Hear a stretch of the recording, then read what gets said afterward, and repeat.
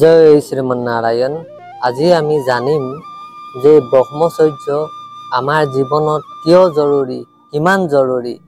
আমাৰ যে ঋষি মুনিসকলে সাধু সন্তসকলে কেৱল ব্ৰহ্মচৰ্য পালন কৰিবৰ কাৰণে ইমান যে চিঞৰি চিঞৰি কয়, সকলোৱে কিয় কয়? অতীজৰ পৰা ঋষি মুনিসকলে বৰ্তমানলৈকে অতীজৰ পৰা কৈ আছিলে আৰু বৰ্তমানলৈকে কৈ আছিলে, কিয় কৈ আছিলে, তেওঁলোকে কিয় ইমান চিঞৰি চিঞৰি কয়, তাৰ বিষয়ে আজি আমি জানিম। চাওক, ইয়াত বেছি ডাঙৰ কথাও নহয়, একেবাৰে সৰুকে মই আপোনালোকক বুজাই দিছোঁ, সৰুকে মানে বুজাবলৈ চেষ্টা কৰিছোঁ। ব্ৰহ্মচৰ্য এই কাৰণে আমি পালন কৰিব লাগে, কাৰণ আজি গোটেই জীৱনত মানুহে কি বিচাৰে? মানুহে সুখী হোৱাটো বিচাৰে, সকলোৱে জীৱনত সুখ বিচাৰি ফুৰে। আৰু সুখ কেতিয়া পাব? যেতিয়া নেকি তেওঁ জীৱনত, আপুনি মই জীৱনত সফল হ'ম। আৰু আপুনি মই জীৱনত সফল কেতিয়া হ'ম? যেতিয়া আমি নিজৰ লক্ষ্যত উপনীত হ'ম, যেতিয়া আমি সফল হ'ম, ছাকচেছ হ'ম, তেতিয়া আমি নিশ্চয় সুখী হ'ম। আৰু নিজৰ জীৱনৰ লক্ষ্যত উপনীত হ'বলৈ, ছাকচেছ হ'বলৈ, সফল হ'বলৈ আমাক কি লাগিব? আমি কষ্ট কৰিব লাগিব, সেই দিশত মানে ভালদৰে আগবাঢ়ি যাব লাগিব। আৰু সেই দিশত আমি কেতিয়া আগবাঢ়ি যাম, কেনেকৈ আগবাঢ়ি যাম? যেতিয়া আমাৰ গাত শৰীৰত বল থাকিব, শক্তি থাকিব, তেতিয়াহেতো আমি কষ্ট কৰিব পাৰিম।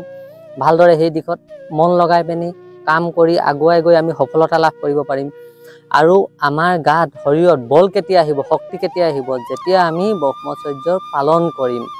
আৰু ব্ৰহ্মচৰ্য পালন যিসকলে নকৰে, তেওঁলোক ডিপ্ৰেশ্যনত আজিকালি ইমান মানুহ আছে, ইমানবিলাক মানে উঠি অহা প্ৰজন্ম কিয় ডিপ্ৰেশ্যনত আছে? যিকোনো এটা কাম কৰিবলৈ লয়, তেওঁলোকে ভাবে যে নেগেটিভটো পটককৈ মানে মনলৈ লৈ আনে, যে সফল নহ'ম নেকি, বা এইটো কাম কৰিলে কি হ'ব, মানে এটা কামটো কৰাৰ আগতেই ডিপ্ৰেশ্যনত যায়। ইয়াৰ মূল কাৰণ হ'ল ব্ৰহ্মচৰ্য পালন নকৰাৰ কাৰণে। আপুনি যদি 1 বছৰ যদি ব্ৰহ্মচৰ্য পালন কৰে ভালদৰে, আপোনাৰ শৰীৰত এনেকুৱা এটা মানে কৈছে নহয়, আমাৰ ঋষিসকলে, সাধুসকলে, গুৰুসকলে কৈছে নহয়, জুই জ্বলি থাকে মানে।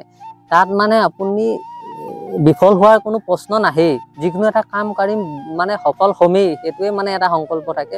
সেয়েহে ব্ৰহ্মচৰ্য জীৱনত বিশেষ প্ৰয়োজন।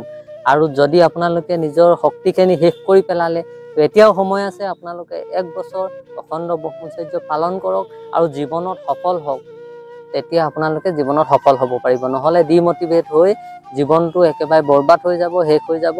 তো সেয়েহে ব্ৰহ্মচৰ্য পালন কৰি জীৱনটো আমি আগবঢ়াই নিওঁ ব'লক। মই সংকল্প ল'লোঁ 1 বছৰ ব্ৰহ্মচৰ্য পালন কৰিম, যেনেকুৱা পৰিস্থিতি নাহক কিয়।